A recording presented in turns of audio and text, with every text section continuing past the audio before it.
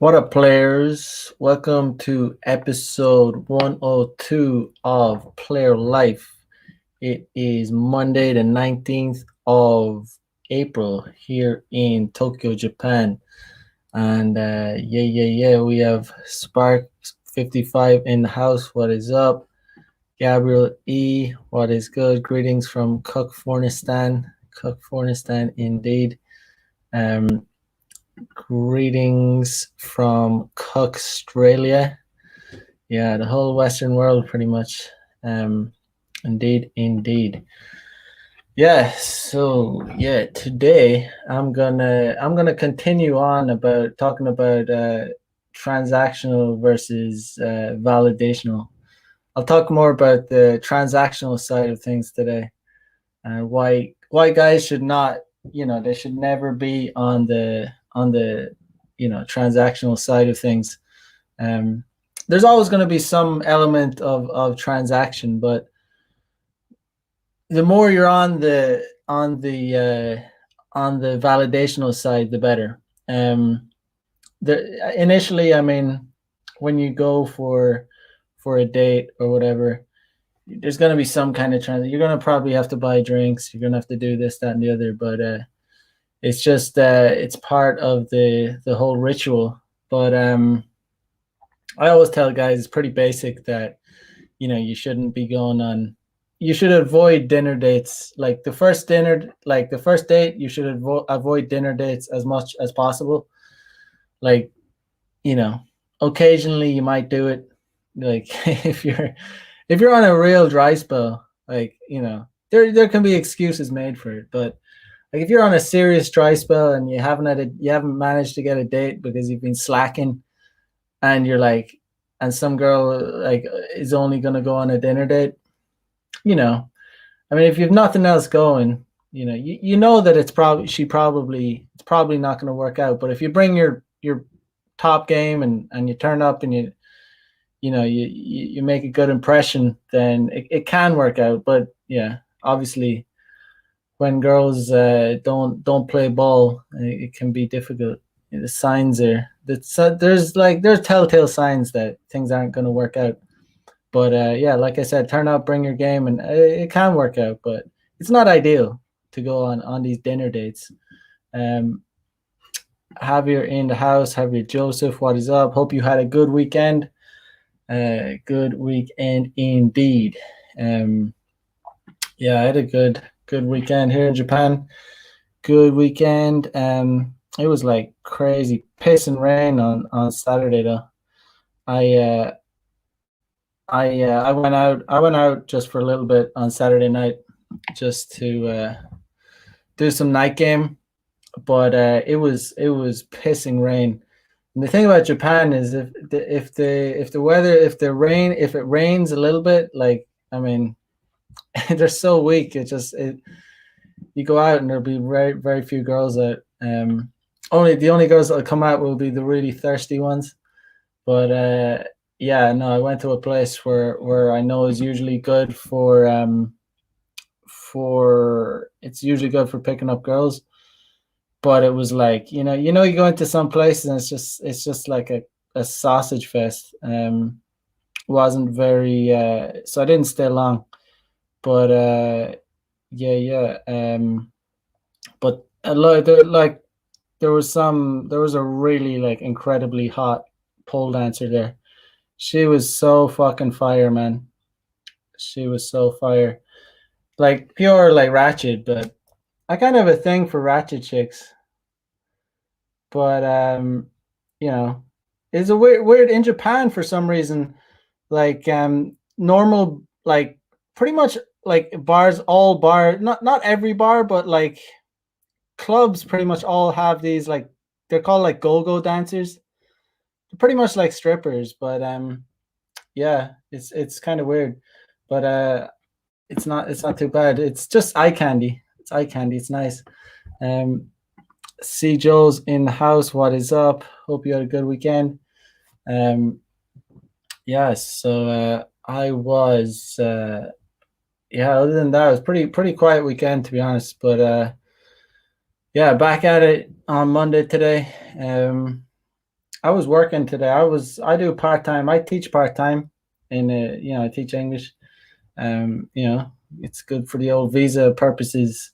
But man, like, Japanese kids, I mean, they're just like they're so much more well behaved than Western kids. Like even on a societal level, like the very worst people in Japan, like the top tier, let's say the top tier criminals in Japan, like they're not even that bad. Like, they're not even that scary. Like I've never been intimidated by a Japanese person, like, ever. And it's not like it's just they're just not very, like, violent people. But yeah, no, I was just the kids, they're just, I don't know, just the average IQ here is just pretty high. Um, yeah, they're just smart people. But yeah. So back to the old. Let me just share the screen. Yeah, talk about it. Actually, I might share this animation I saw, since we're talking about transactional sex. This is a good example. I saw this animation. It's a good example of transactional, the kind of transactional you definitely don't even want to be within 100 miles of. But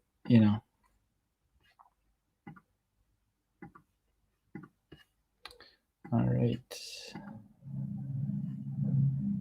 My name is James and I am an American. I'm on unemployment benefit. After the accident, I lost my self-esteem. To relieve myself, I fell into the habit of constantly eating Twinkie. Before I knew it, I was overweight. The more I ate, the worse I felt. I need changes in my life, and I feel that a loved one will allow me to patch this hole. That's why I was looking for a woman on various websites where you can find the woman of your life. And finally I found one. Her name is Bela. She is from Vietnam. I'm picking her up at the airport tomorrow. I'm a little stressed out because it's the first time we'll see each other. Didn't you send each other your pictures? She sent me her photos, but I couldn't send mine because I don't fit in the frame. After the meeting, I'll bring her over to my mom so she can see her. My mom doesn't believe me any girl would be interested in me.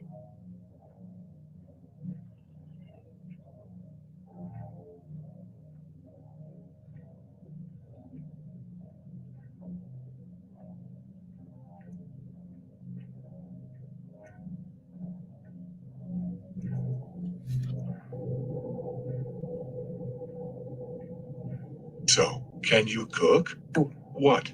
A woman who doesn't cook for her husband is not a woman. My mommy always cook for me. We can always eat at the restaurant. I'm over with fast foods. Well, I can learn to cook. I hope so. Where do you work? I do not work. How is that? A man who does not support his wife is not a man. My dad always brings money to home. I thought women in your country know how to speak to a man. Yes, to a man. If what you said you were the big fish in town. You got me wrong. I said I'm fat and I like breaded fish. Do you even love me? I don't even know you.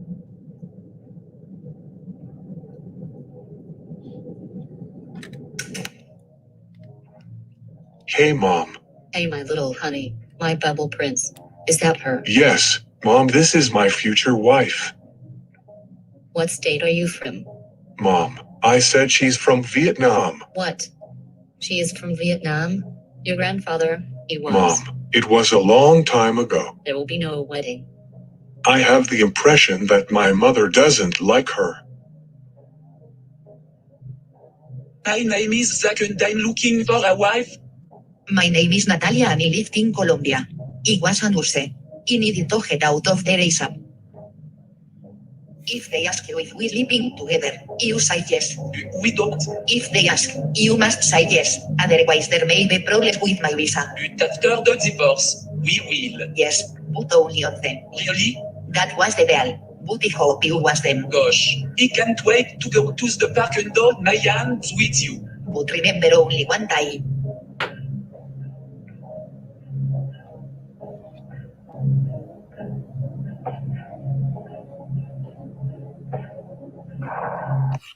Yeah, so that's obviously like the extreme example of transactional relations going on, but it's very, very true where like Western men will go to like poor Asian countries, or like Philippines, and punch way above their weight.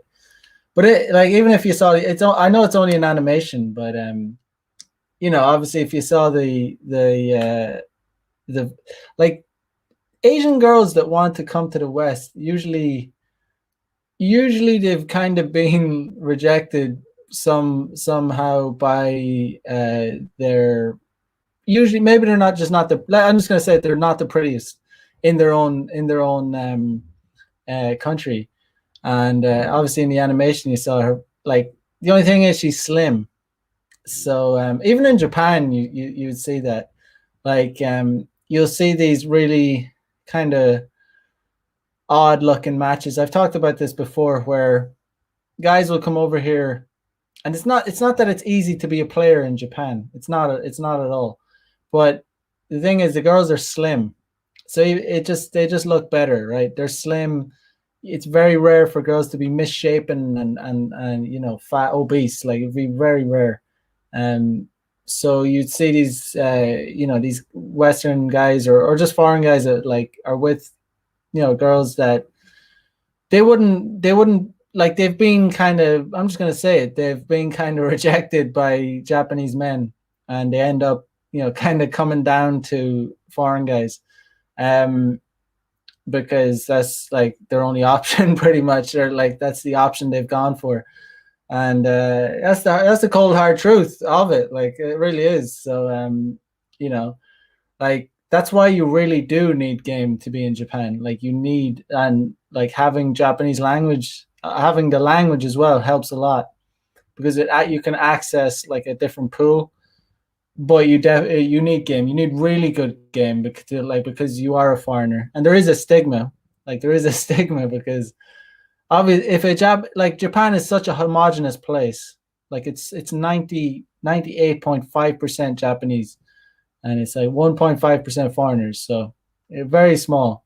And like, majority of those foreigners are other Asians. So, and a lot of them would even they would look Japanese, especially like Taiwanese or Koreans. Like, a lot of them look Japanese. So like, being a Western or an African or whatever, Caucasian or African, black, or whatever, you're an extreme minority.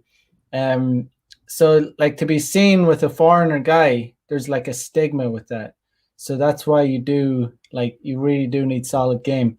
But yeah, and even those couples, I mean, a lot of times if you see like a couple in Japan, like a Western guy and a guy that's out of shape, he's a dork. And oftentimes, like, girls that aren't even that hot will use that guy to learn English, like, even though she's not that hot. But so there's always some kind of element of transaction.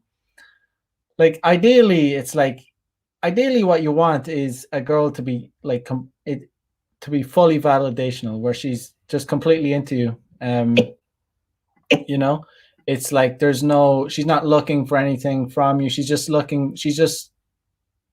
with you because she's like sexually attracted to you.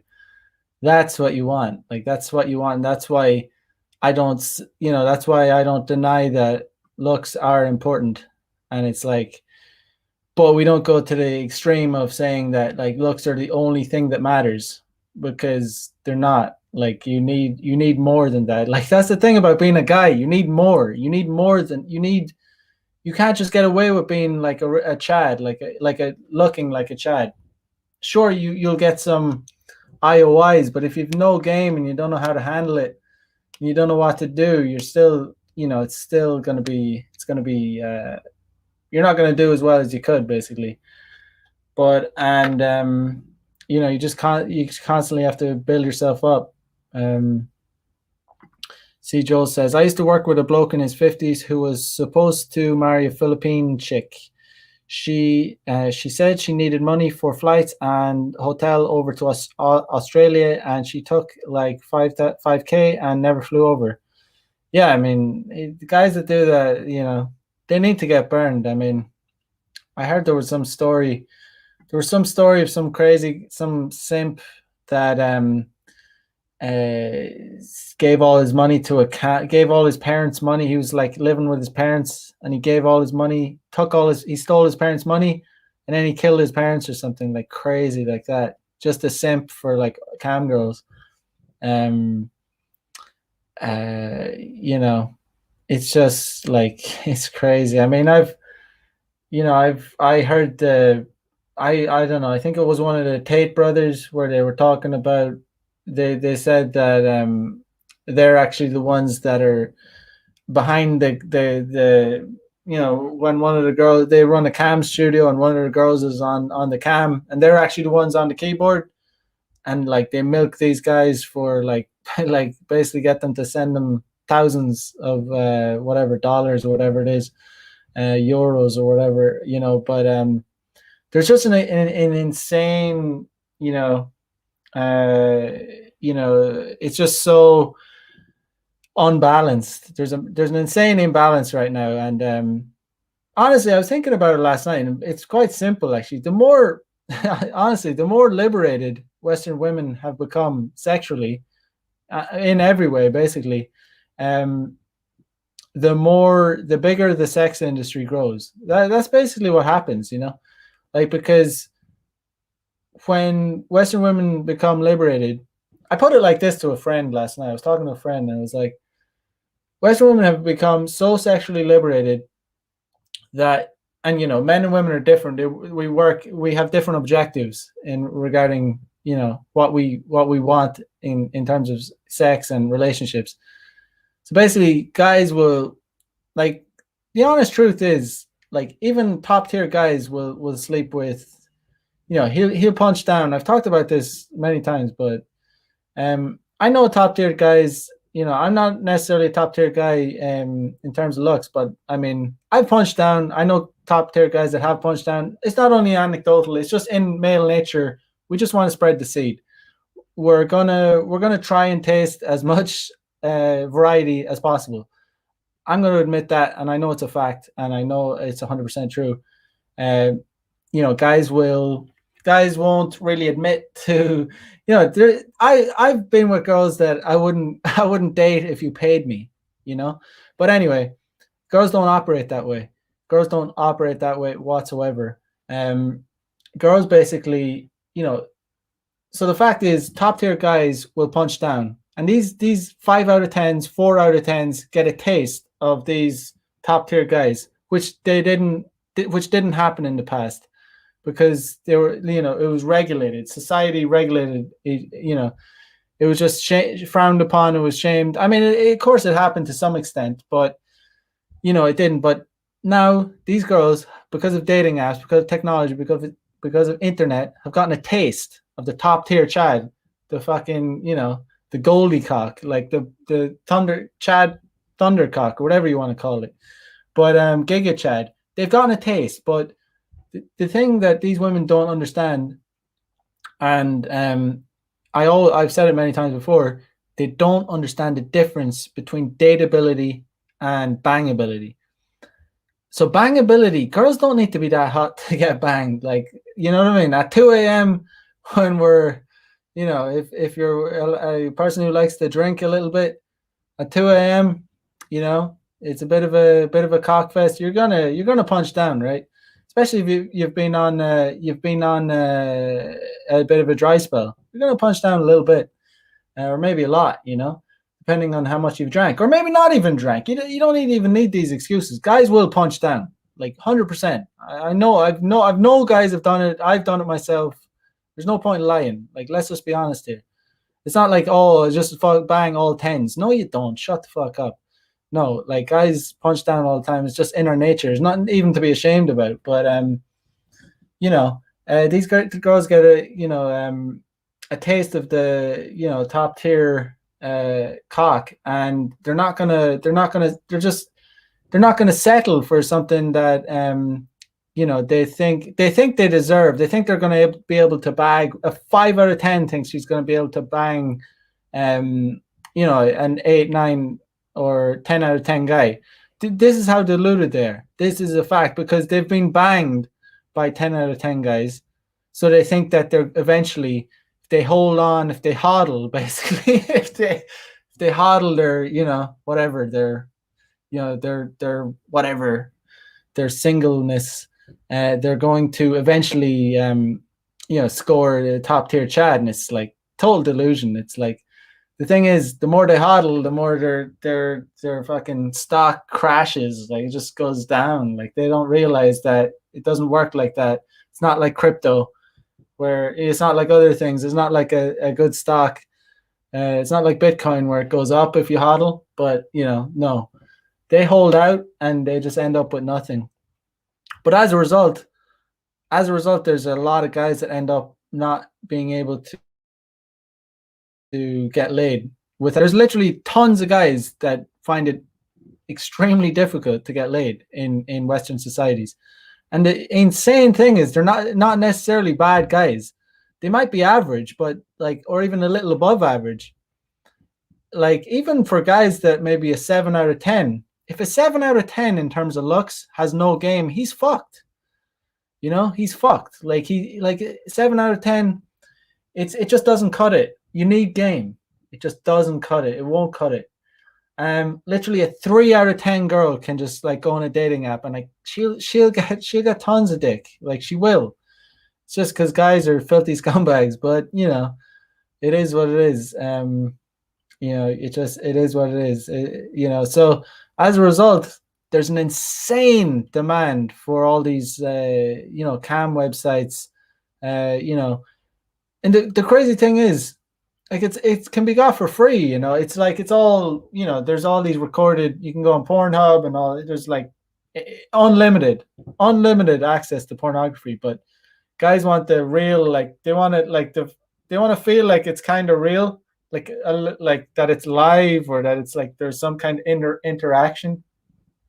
And it's just, so obviously there's just, the more women have become liberated sexually, the larger the sex industry grows, because women are only giving their sexual access to 10 to 20% of men.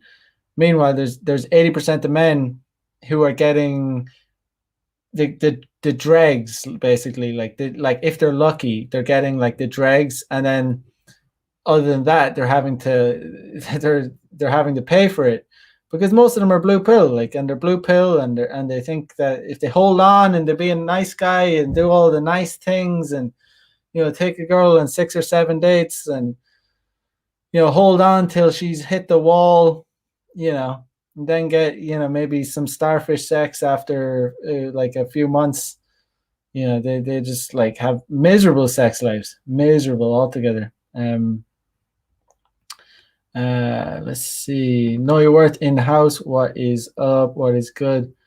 Patricio, what is good, my man? Yes.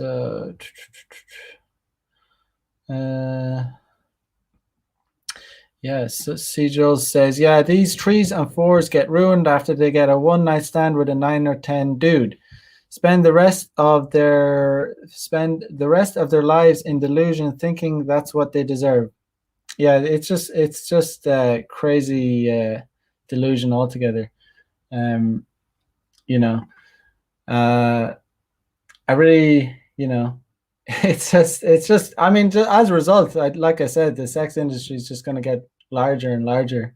All these cam websites, and who knows when it'll peak out. I don't know what will happen, or will it peak, or will I think as long as we have the internet, and it's definitely going to keep growing, and it's not going anywhere anytime soon. Uh, yeah, but let me go back to screen.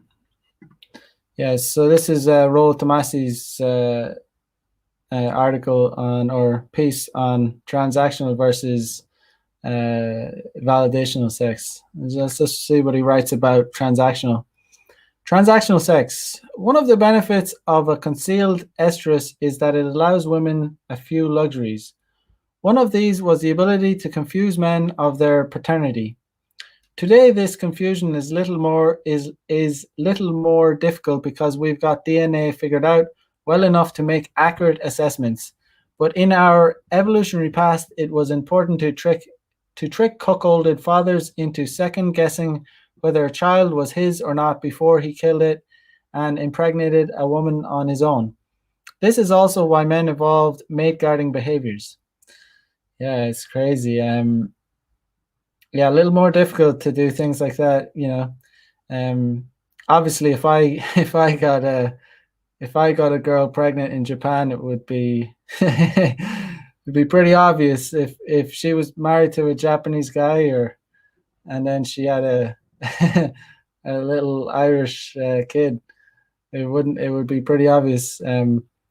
But I imagine in countries that are very homogenous, I'd say a lot of cuckolding happens, like actual cuckolding, like literally, you know, women having the kids of other men outside the marriage, and the husband actually never finding out. Because like it or not, I don't give a fuck. I mean, if it might not be politically correct to say it, but I mean, the features of Japanese people are kind of, there's a lot of similar features. Like, I mean, most of them they all have black hair, dark or brown eyes. I mean, you know, it just wouldn't be very easy to tell. You know, I'm not here to be politically correct about it. And some would be like, "Oh, that's racist. Oh, you can't say that. They're just as different." Oh, yeah, but they're not really. They have similar. They're homogenous, basically. It's like they're one people. Like they look similar, same traits. Yeah, like in Japan, it's like black hair or slightly brown and brown eyes or black eyes. You know, it's so if a woman cheats and has a kid with another Japanese man, it's not going to be very obvious that it wasn't his child, basically.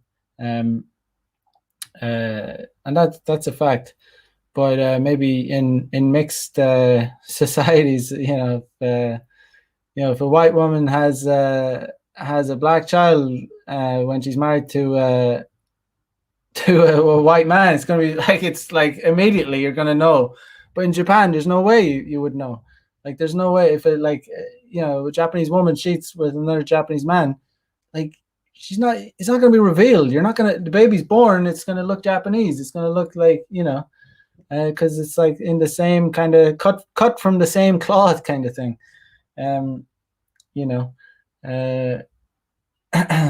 Sergio says there's going to be so many cat ladies in the next 15 years. Man, it's going to be insane.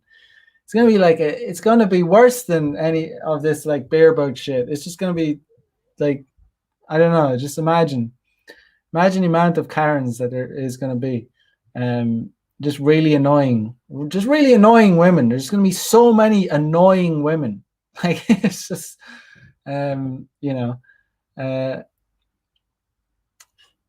Problematic says there'll be some type of virtual 4D touch interaction type thing soon. I think that, man, I think there I'm pretty sure there's things like that in Tokyo.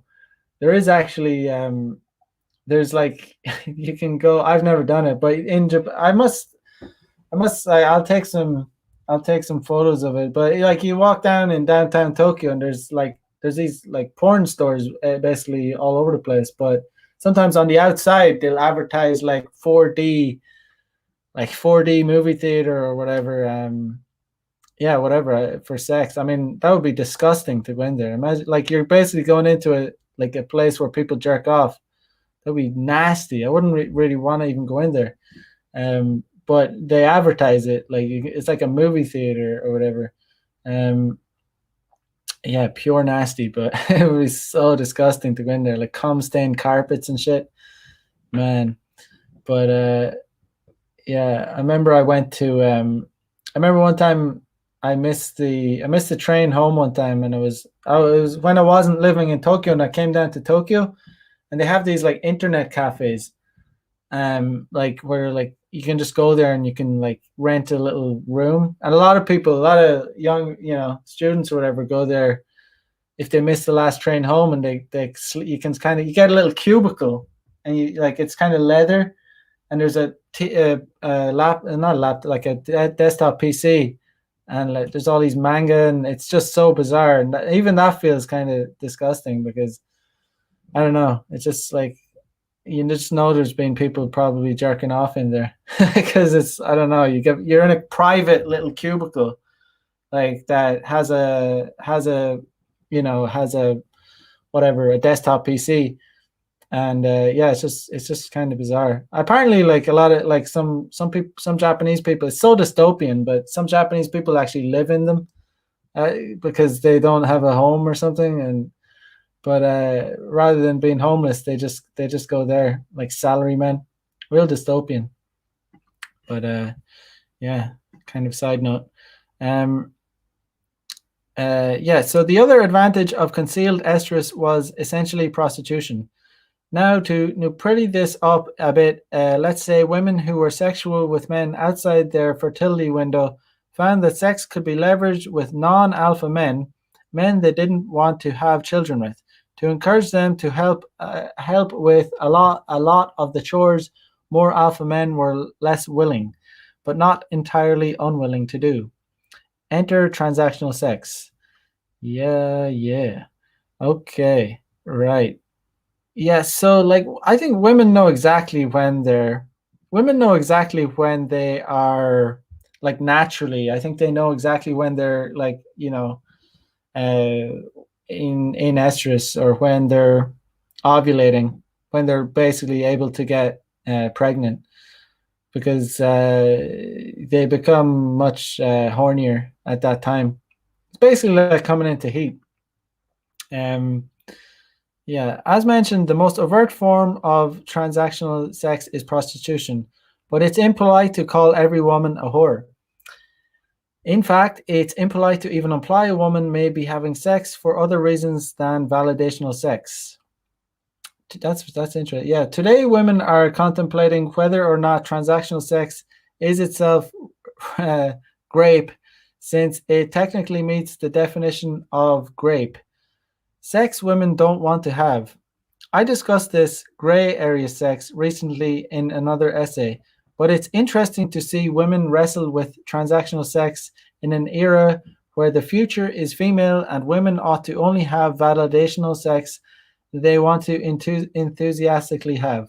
Yeah, it's very, very interesting how, that's, we're always hearing about it, sex worker positivity and all this kind of stuff. And it's like, and they're always going on about sex work is work and sex work is so hard. And it's like, I mean, sex shouldn't be hard. So, I mean, what is it? Like, are you make sex work legal and like support sex workers? And it's like, which one is it? Like, I mean, if it's not sex that you don't really want to have, then what is it?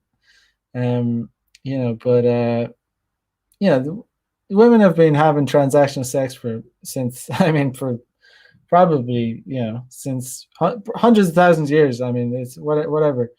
It's I mean, even there have been studies done that showed sort of even chimps and monkeys do that.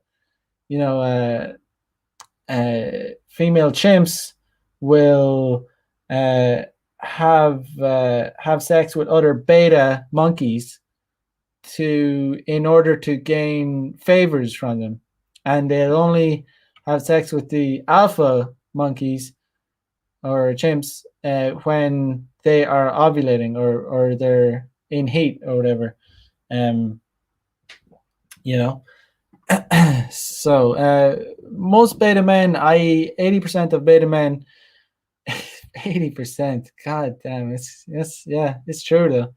It really is. I mean, it really is. Transactional sex is where the rubber meets the road. In fact, I'd argue that for most beta men, transactional sex is the only definition of sex they ever really know. That's kind of sad to think about, but most men never really experience the unfettered, feral lust of a woman they've chosen to spend the rest of their lives with. I got into this in saving the best, and hats off to the bull. But I think it's important for the average man today to acknowledge that it's highly likely that their wives have shared parts of themselves with and have lost all inhibitions with men in their sexual past that they may never know anything about. Damn, that's so based and true. So you're a bit of an innocent bastard if you think otherwise, to be honest. Especially in this day and age, you're a bit of an innocent little fool, little bit of a simpleton. If you think your girl is like, oh no, she's my special little princess, I love her. Oh, dude, she has sucked like a bunch of dicks that you don't know about. Like, and just it is what it is. Um, uh, that's a cold bucket of reality a lot of men who unplug from all this have to confront. Yeah, I'm totally over it. Like, it's like it's just once you swallow it like the red pill, you just like you have to just accept it. But I do think even in men that are red pilled, they're kind of like sometimes they can still kind of refuse to accept that they'd be like, oh, I'd never, get into a relationship with a woman that has had a sexual past or something like that. And it's like, you're never really going to know. There are signs that, um, there are telltale signs, but, women will keep that stuff tight to their chest. Obviously, if you're with a woman and you're banging, and it's kind of like, and you go down and she refuses to say give you a blowjob, it's like, okay, it's most likely you're having transactional sex. Most likely. I'm just gonna put out, like, be honest, like it's most likely she doesn't really find you that attractive. Sorry to say. I mean, it just is what it is.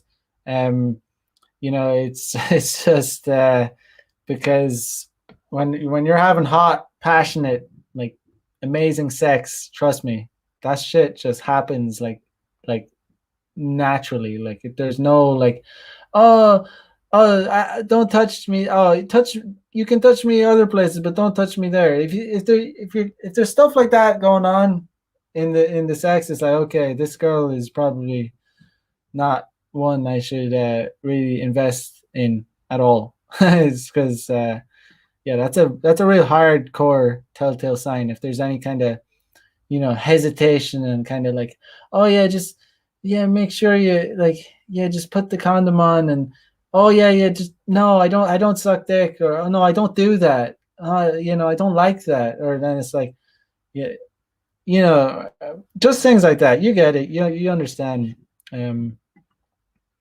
Yeah, you don't invest in a girl like that. Honestly, it's just a massive turn off. Like, the best sex I've had was just like crazy, just pure, like, there's no inhibition, like everything's just, that's what good sex for me is. Like, it's when it's like everything is just like received with like, is received completely, like, lustfully. There's no hesitation. There's no like, oh, don't do that, don't do this, or I don't like that, or it's just pure, like, anything, and basically no holds barred kind of sex, where there's basically no rules. If you're being given rules, then that's like massive kind of turn off. Just personally for me. Yeah, but because my point is that there's a strong chance that she's only saying those kinds of things because she's, like I said, she's not that attracted to you, and she kind of just wants you to get it over with. that should be a massive red flag if it's like, because when I'm attracted to a girl, it's like damn. I'm meeting a girl like right after this show, and holy shit. I mean, it's just I'm so sexually attracted to her. It's like insane. Like it's just there's I mean, she tastes good, like gotta say.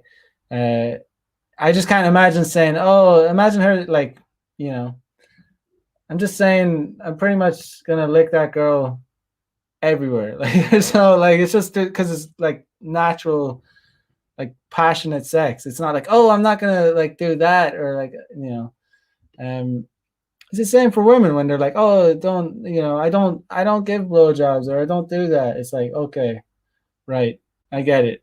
Right, okay. I'm not gonna call you again. I'm not gonna call you again, or I'm definitely if you're not getting, you just gotta it has to be just it's not gonna get better. Like that's the thing. It's not gonna get better. There's this idea that, oh, it's like the first time you have sex with a girl, it should, like, as you get older, like, okay, fair enough if you're young, like if you're whatever, 18 or whatever, whenever you first start having sex, if it's like, okay, the first time might not be that good because you're nervous or whatever, but once you become a man, once you become confident and you get a lot of experience with sex, the first time you have sex with a girl, sparks should be fucking flying.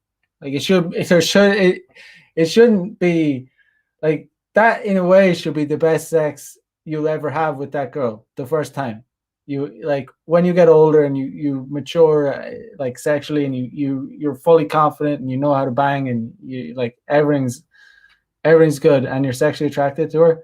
The first time you bang her, that should be the best sex you've ever had with her, and it'll only go down after that because you'll become more accustomed to it, and you'll get used to her smell, taste, and all. You get used to her pheromones, and you get used to her feel, and it'll just won't be as exciting. It'll be sex, it'll be good, but it just won't be as like that, like crazy passionate sex. Like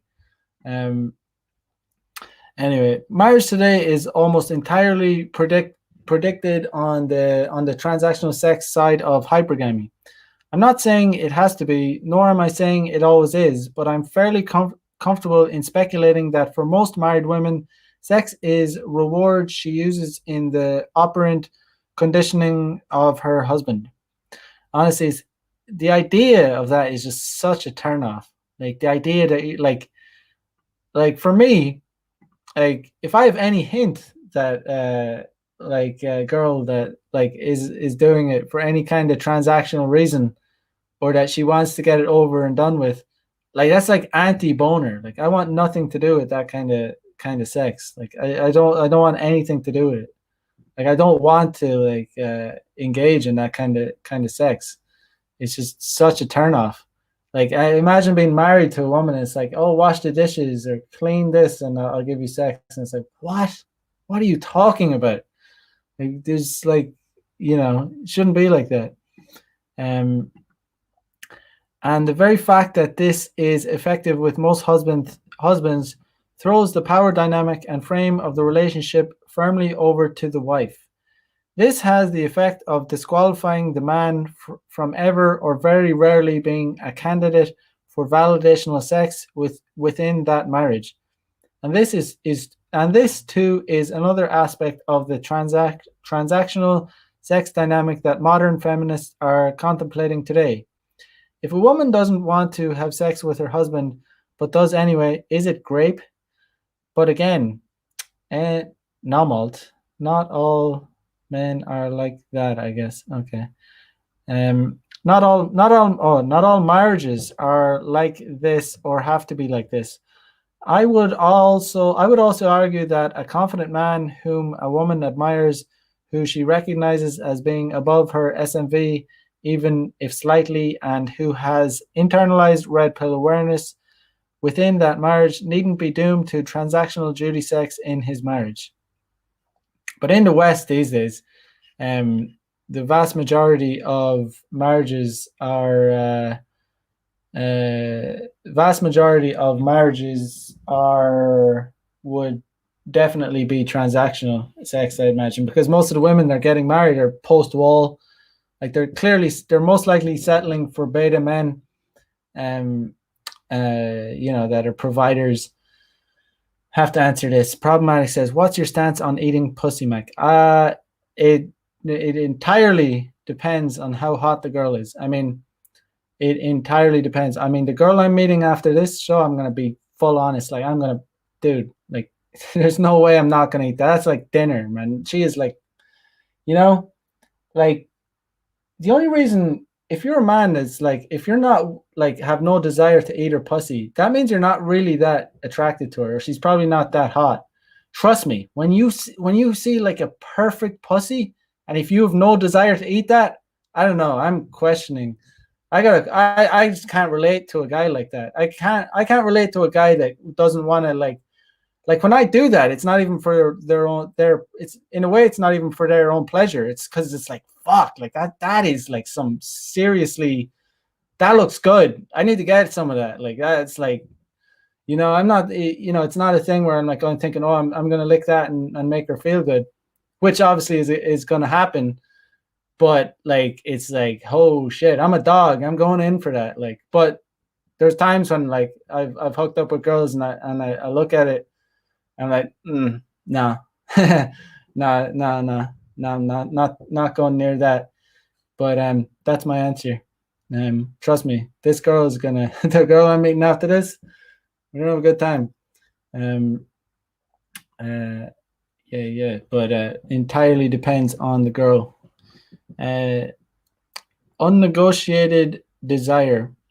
And so we come full circle to men I was counseling back in the day, because all they'd ever known was transactional sex. Their deductive male brains attempted to solve their sex problem in the most logistical and pragmatic way, negotiate with her. If all that, yeah, that's interesting. If you ever have to negotiate, like negotiating is like, if you're at a stage where you're negotiating with a chick to bang, it's like, obviously it goes without saying, it's transactional. If all sex ever is for a guy is a transaction, a quid pro quo, then it follows he'll try to find the best way to pay for his wife's sexual access. Hunter Drew and I were recently discussing a man who Dean Abbott has been counseling, and one thing we've all seen a lot of from young and old blue pill beta men is this logical tendency for them to want to sacrifice their way to happiness with their wives. It's as if the more they sacrifice, the more they pay for that intimacy they seek. But what they never get is that this only buries their sex lives and that much more. Yeah, but I mean, there's levels as well. I mean, there's like 9s and 10s. If there's a 9 or a 10 woman that knows her worth, like that she knows she's a 9 or a 10, these women will basically, they'll basically even make kind of alpha guys pay for it. That might even sound hard. Like they'll be paying for it somehow.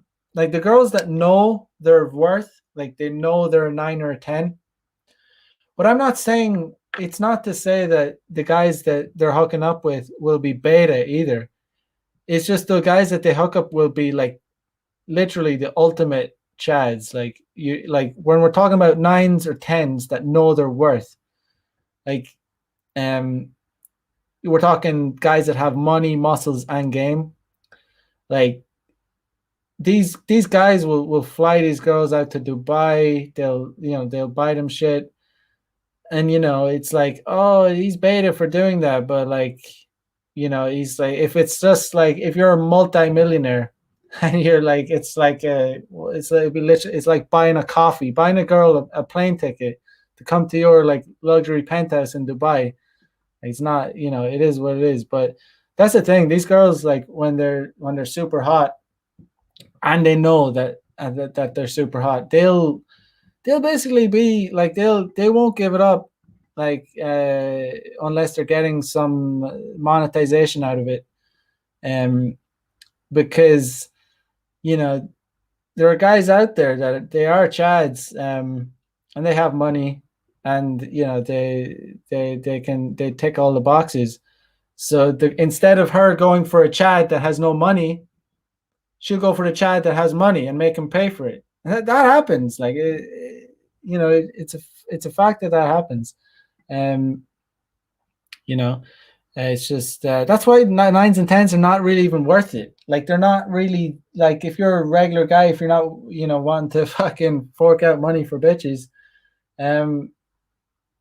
honestly, there's not that much difference in sex between. I mean, I've been with, like, the girl that I'm meeting, the girl that I'm meeting right after this show. I would say, if I'm being real honest, I'd say her face is like a 6, but her body is like a 10. Like I don't see any difference. Like her body is like a 10, and I've talked about this before. It's like I don't get an erection about a girl's like face. I mean, it's pretty, it's nice, but I'm not gonna look at a girl's face and get like an erection. So when we're talking about sex, that's what I mean. There's not that much difference, like, between having sex with like a girl that is a 9 or a 10 and a girl that is maybe, what makes a girl a 9 or a 10 is basically her face or whatever, you know what I mean? Like, but the real thing that arouses you is obviously their body, and a 6 is it's certainly not ugly, but yeah, I mean, if you combine the two, I guarantee if anyone of you saw this girl I was going to meet right after the show, if you saw her, like, the way she dresses, if you saw her in a club, you would definitely, you would be on her. I mean, every guy in the club would be on this girl because she is like a fire body, so ultimately you would probably, might even say she's like a 7 or 8 or 9, because if, like, when you're in a club and you see a girl with a little tiny little tight dress and high heels and a little belly top, and you're not even paying that much attention to the face. You know what I mean? Let me see. It's the wrong move. It's just your ego says. What celebrity is a solid 8?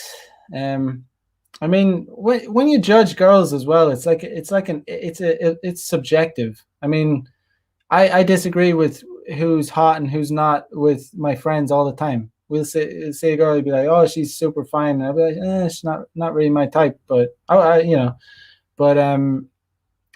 celebrities who cares about celebrities? But who is a solid 8? I don't know. Solid 8. Most of those, like celebrity who, I don't pay attention too much to celebrities, to be honest. Trying to think.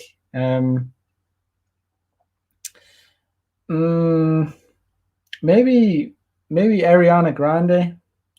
In Japan, there's so many girls that, like, maybe she's a solid 8. I don't know. All those female rappers are ratchet as fuck. I mean, C. Joel says someone like Emma Stone is an 8 in my opinion. Farhan says, how did you meet that girl, Mac the Day Gamer? I actually met that girl off Bumble. It was a while ago. It was maybe before I deleted all my dating apps. I don't have any dating apps, but she's kind of she comes around every so often. Like, this is our third time coming. But yeah, Bumble. But Bumble has been good, but I'm giving dating apps a rest for a while.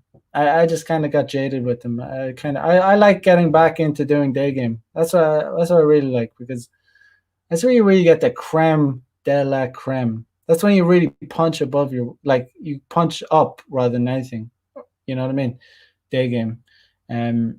because you see a hot girl, you go. Like you don't go for girls that are like low hanging fruit. That's the point of day game, right? But yeah, this is one of the better girls that I've gotten on a dating app in terms of the sex. I'm talking about sex here and her body. I've been with girls that have super pretty faces,